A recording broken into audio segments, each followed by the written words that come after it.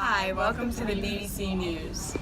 In sporting news, on September 30th, 1927, the New York Yankees faced the Washington Senators and beat them 4-2 during the last game of the season. The star, however, was Babe Ruth, originally known as George Herman Ruth Jr., because during his game he hit his 60th home run of the 1927 season, making him the best season in his career. Last night, he and his fellow group of Yankee hitters, also known as the Murderers Row, went up against the Senators and obliterated them. Before last night, his best season was in 1921, hitting 59 home runs in one season, but he decided to beat his own record and go for 60, making him the best baseball player alive. And on other sporting news, the PGA Championship was on September 24th to the 29th up in New York in Pelham Country Club. Defending champion Gene Sarazen won the PGA Golf Tour again at the ripe age of 21.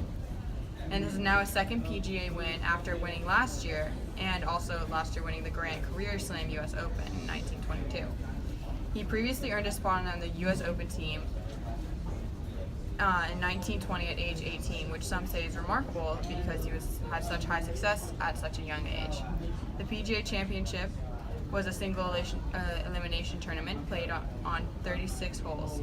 Gene Sarazen's biggest threat was the winner from 2 years prior, Walter Hagen, but sadly Hagen couldn't clinch the title but did do well and placed second. In top news events, in international news, the world just witnessed the very first Winter Olympics. The Winter Olympics were held in Chamonix, France on January 15 to February 5, 1924. These new games had been organized by the French Olympic Committee. Later, the planning part of it all was designated to the International Olympic Committee. During these Olympics, there were 16 events for athletes to compete for gold in, the most popular being figure skating and ice hockey. U.S. came in second for hockey after losing gold to Canada, and U.S. also got second in ladies singles for figure skating. During these events, only 16 nations participated, mostly Northern and European countries like Norway, Finland, and Austria. But the U.S. didn't do too badly, coming in third place for most medals with 4 medals, 1 gold, 2 silver, and 1 bronze. The next scheduled Olympics is set to take place in St. Moritz, Switzerland in 1928. The Chicago Mafia mob is the crime syndicate sweeping through Chicago. Led by Al Capone, his gang is notorious for their bloody turf wars and distribution of illegal alcohol during the Prohibition. The Chicago mob is also known for their other wide range of illegal activities like extortion, political corruption, and even murder. Al Capone is known for running the Italian-American side of the mob, usually doing more of the violent work than the Irish-American side. But either way, this mob is one of the most dangerous in the world, since this mob controls so much of Chicago. They have even started controlling the economy by illegally selling alcohol. But thankfully, the city's economy is stable for now. The mob is continuing to grow in their reign of terror by having turf wars through the city's most recent and one of the most violent ones was the Valentine's Day Massacre that resulted in the death of many rival mob followers. Today we are here to talk about the 18th Amendment, Prohibition. I'm just saying, Prohibition's a good idea. I disagree. Less people are spending money on alcohol and they can spend it on better things now. Yeah, but have you seen the stock markets? No. Yeah, but now that we don't have alcohol, we have criminals running alcohol from the borders for us. Well, see, they could just be smart and not do that. And then Yeah, but there are people who like alcohol. Like, I liked whiskey before they ended it. Okay? We have criminals running alcohol, and if we just get rid of this law, less crime. Ever since they've abolished alcohol, listen. The government came up with it, and the government's smart. They know what they're doing. So obviously, it's a good idea if they put in place. we were dragged into that. It was a good idea. It was a good We idea. bombed the Ottomans. That was. At the end of the day, Prohibition is a great idea. I disagree. It's not. One night only, folks. The one and only Louis Armstrong is here to play our favorite jazz tunes, where you can Lindy Hop and Charleston the whole night through. I know you flappers will be coming in hot for this one, but don't hit the speakeasies before, because this one is a night you want to remember to tell your grandkids to come on down and dance and party on. The woman who brought all y'all young flappers your short fringe dresses has done it again. The incredible Coco Chanel has created a delightful perfume called Chanel No. 5. Coco Chanel wanted a fragrance that smelled like a woman, a scent just like a strong woman with flowers and a hint of citrus. Don't invest all your money in the stock markets because you're going to want to get one of these bottles. You all think that cars are only for the Al Capones and Babe Ruths of the world? Well, not anymore, thanks to the invention of Henry Ford's Industries, where their assembly lines make the cars so fast that almost everyone can have one. Get yours today so you can ride around in style.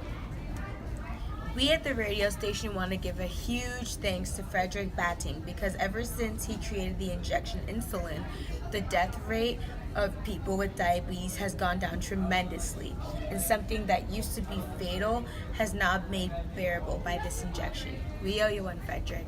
Well, this might be a big bang indeed because scientists have figured out that the Milky Way isn't the only galaxy in the universe. There's actually a Snickers, a Hershey bar, and millions of other universes to be discovered in this rapidly expanding, ever-changing space up there. Jazz, jazz, jazz. This Harlem age is the best one yet with all the swings and bands and the speakeasies.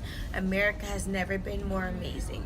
We are looking for jazz players to play all the classics for us on this radio station. So if anyone is interested, then come on down here. You are more than welcome. We all remember that this past October of 1929, the stock market crashed. On the 18th, the stock market prices started falling and wouldn't stop. We didn't realize the problem until the 24th of October, Black Thursday, as it's now known.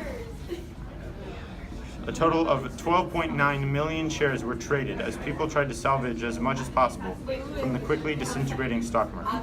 Only 4 days later, Black Monday, the stock market closed again at 12.8%. And the next day, Black Tuesday, the Dow Jones lost 12% again and closed at 198 points.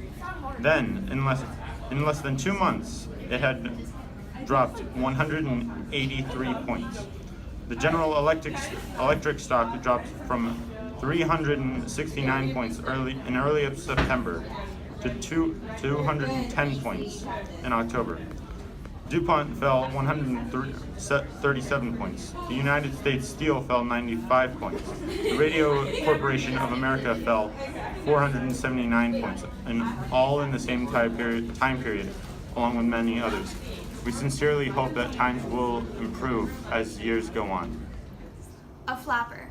A young woman with short bobbed hair who wears short skirts, cusses, smokes, and does unladylike things has been very familiar, and a lot of people are becoming them here in the 1920s. And now a message from our sponsor. Ladies, tired of drying your hair with the same old vacuum cleaner? Try Avon Shave brand new Beauty Locks portable hair dryer. It's smaller, it's faster, it's guaranteed to give you the hair you've always wanted in half the time. Beauty Locks is delicate and dainty, just like you. The dryer weighs only a pound and easily fits in your hand. Now that's beauty and convenience.